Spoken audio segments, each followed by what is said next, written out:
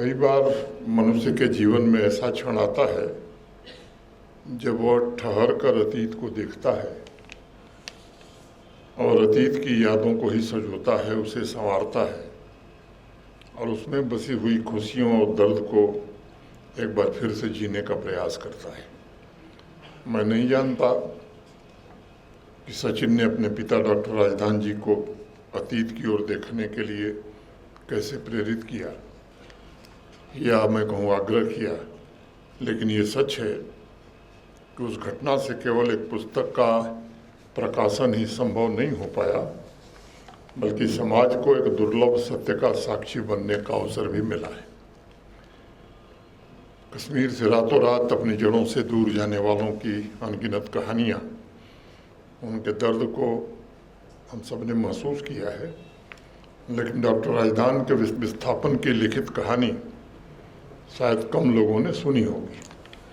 वो भी एक ऐसे डॉक्टर का जो स्वयं में एक विचार, एक जीवन दर्शन का साकार रूप है। मैं हृदय से सचिन को बधाई देना चाहता हूँ कि 140 पन्नों में उन्होंने कुछ ऐसा संजोया है जो आगे की पीढ़ी तक जीवित रहेगा।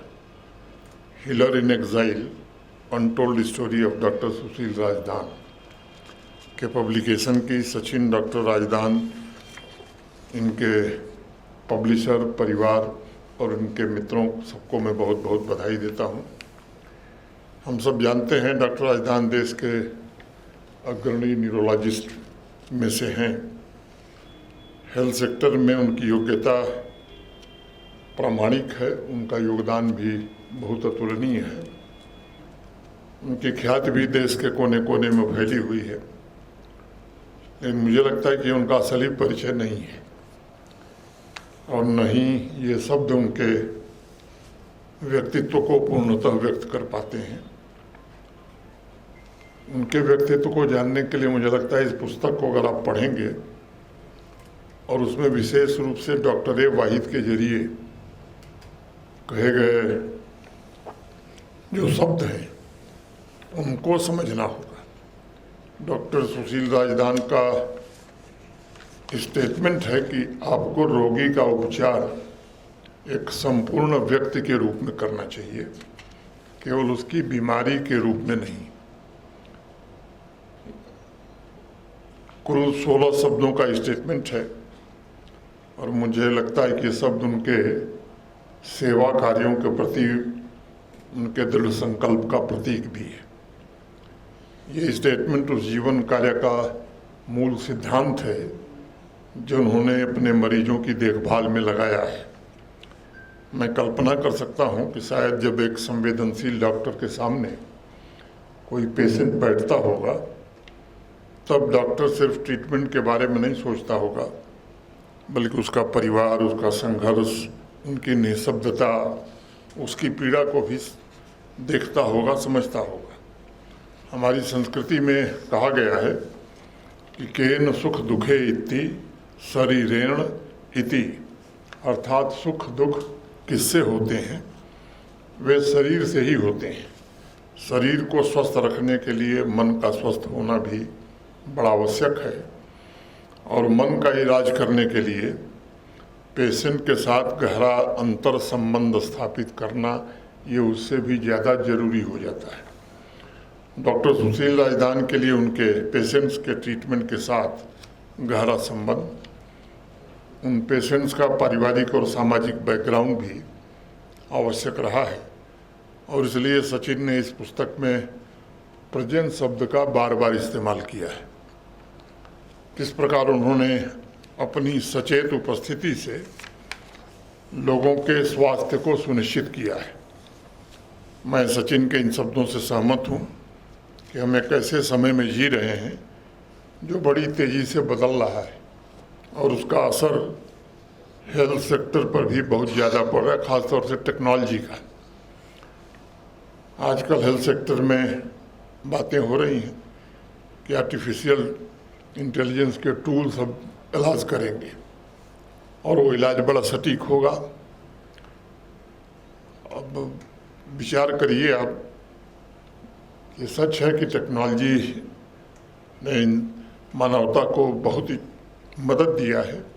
डायग्नोसिस और ट्रीटमेंट में तो भूमिका उसकी हो सकती है, लेकिन वो सेवा के स्पिरिट को कैसे बदल पाएगा। महाभारत में धर्मराज युधिष्ठिर ने कहा, न तो हम कामये राज्यम न स्वर्गम न पुनर्भवम कामये दुख तप्तानाम प्राणिनाम आर्तिनाशनम। मैं न तो राज्य चाहता हूँ, न स्वर्ग, न ही पुनर्जन्म की इच्छा है। हे ईश्वर, मेरी एकमात्र कामना यही है कि दुखी प्राणियों के कष्टों को दूर कर सकूं। मैं समझता हूँ ये डॉक्टर सुशील राजदान ही कर सकते हैं, आर्टिफिशियल इंटेलिजेंस कभी नहीं कर सकता है। और सेवा के इस भाव को कोई भी टूल आर्टिफिशियल इंटेलिजेंस का नहीं रिप्लेस कर सकता। एक डॉक्टर के पास अगर देखा जाए तो जो सबसे बड़ी संपत्ति या दौलत है वो उसके कर्मों का संचय होता है। जो उसने किसी को जीवन देने या किसी के जीवन को रूपांतरित करने में कामयाबी पाई है।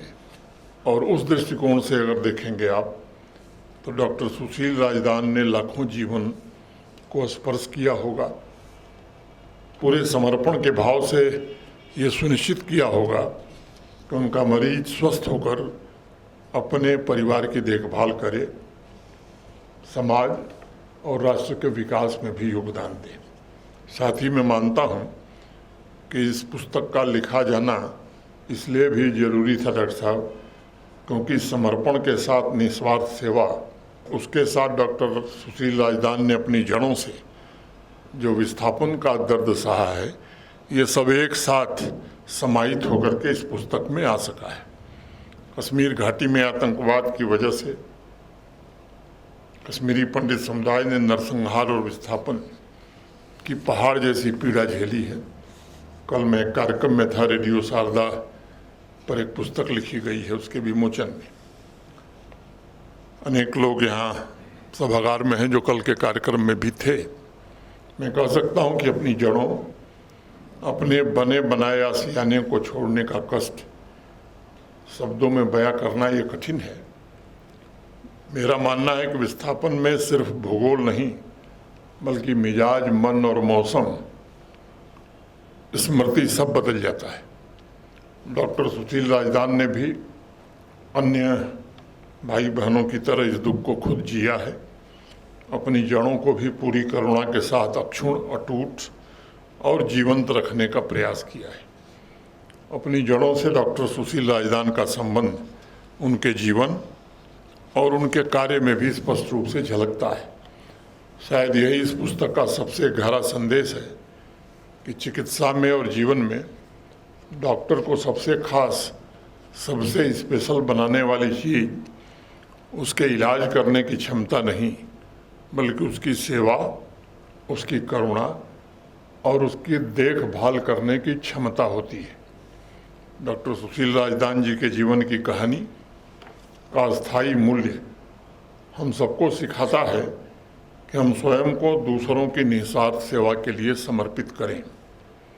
हमें सबसे पहले और सदैव अपने सामने खड़े व्यक्ति के बारे में सोचना चाहिए, अपने बारे में नहीं। हमें ये भी सोचना चाहिए कि समाज केवल एक शहर या गांव नहीं है बल्कि दायित्वों का एक बहुत बड़ा समुदाय है। और समाज के जो सबसे कमज़ोर लोग हैं उनकी सेवा में संपूर्ण सामर्थ्य से अगर कोई समर्पित होता है तो कर्तव्यों का सच्चा निर्वहन वही है। मैं माता वैष्णो देवी से प्रार्थना करता हूँ कि ये पुस्तक दूर दूर तक पहुँचे, समाज का हर वर्ग इसे पढ़े, डॉक्टर से लेकर नौजवान स्टूडेंट्स तक को करुणा और सेवा के साथ जीने के लिए ये पुस्तक प्रेरित कर सकेगी, ऐसा मुझे भरोसा है। एक बार पुनः इस पुस्तक के प्रकाशन के लिए मैं सचिन राजदान को विशेष रूप से बधाई देता हूँ। मुझे अवसर दिया आपने, मैं सबके प्रति हृदय से कृतज्ञता ज्ञापित करता हूँ। धन्यवाद।